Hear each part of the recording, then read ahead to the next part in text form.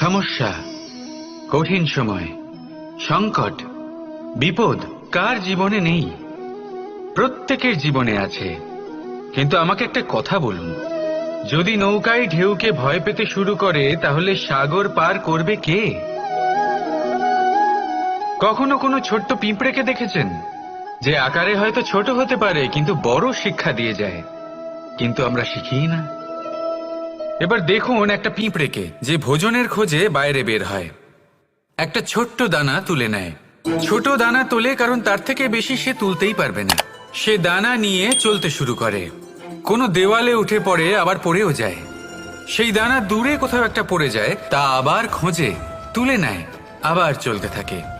পড়ে যায় আবার ওঠে, পড়ে যায় আবার ওঠে। সেই দানাটা রেখে দেয়, আবার বেরিয়ে পড়ে ভোজনের খোঁজে।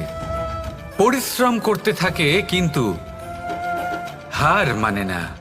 এই শিক্ষাই তো আমাদের প্রাপ্ত করতে হবে। নিরন্তর পরিশ্রম আর নির্ভীক হয়ে কর্ম করে যেতে হবে। এটাই হলো সাফল্যের মাধ্যম, এটাই হলো জয়ের মন্ত্র, অচ্যুত অজয় অস্ত্র। তাহলে আসুন আর আমার সাথে ভালোবেসে বলুন, রাধা রাধা।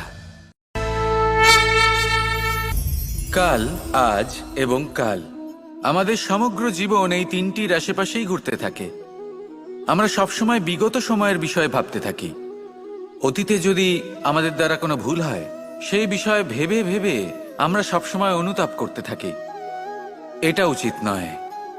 দেখুন, অতীতের থেকে শিক্ষা লাভ করা অত্যন্ত আবশ্যক, কিন্তু সেই ভুল যাতে আবার না হয় সেই কাজটা কিন্তু আপনাকে বর্তমানেই করতে হবে, তাই না?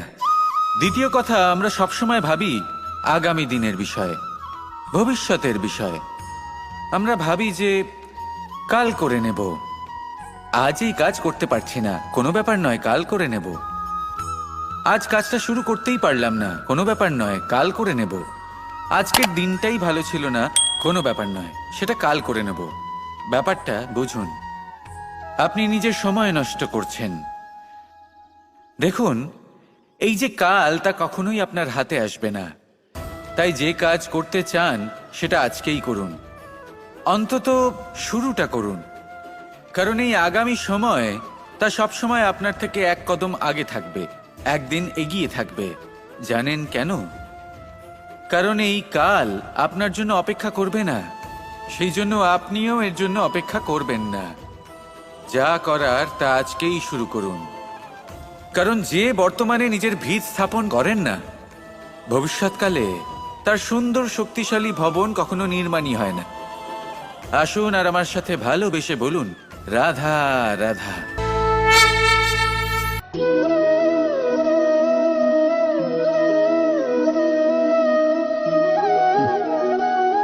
জীবনে কোনো এক লক্ষ্য প্রাপ্ত করতে গেলে মানুষ দুটি ভাব নিয়ে এগিয়ে চলে। প্রথম, নিজের লক্ষ্যে পৌঁছানোর নিশ্চয়তা, আর দ্বিতীয়, নিজের লক্ষ্যে পৌঁছানোর পথ। সবাই এটাই করেন, কিন্তু সবাই নিজের লক্ষ্যে পৌঁছতে পারেন না। কেন? কারণ লক্ষ্যে যখন পৌঁছানো যায় না, মানুষকে কিছু বদলাতে হয়।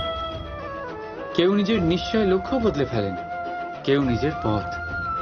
যারা নানান পথে চেষ্টা করতে থাকেন তারা সফল হয়েই যান, কিন্তু নিজের নিশ্চয় লক্ষ্য যারা বদলান, সাফল্যের স্বাদ তারা কখনোই পান না। তাই নিজের নিশ্চয় লক্ষ্য কখনো বদলাবেন না, কারণ নিশ্চয় লক্ষ্য হারালে পূর্ণিমার রাতেও চন্দ্রগ্রহণ দেখা যায়।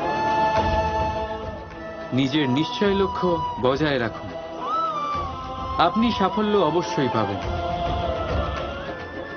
রাধা রাধা।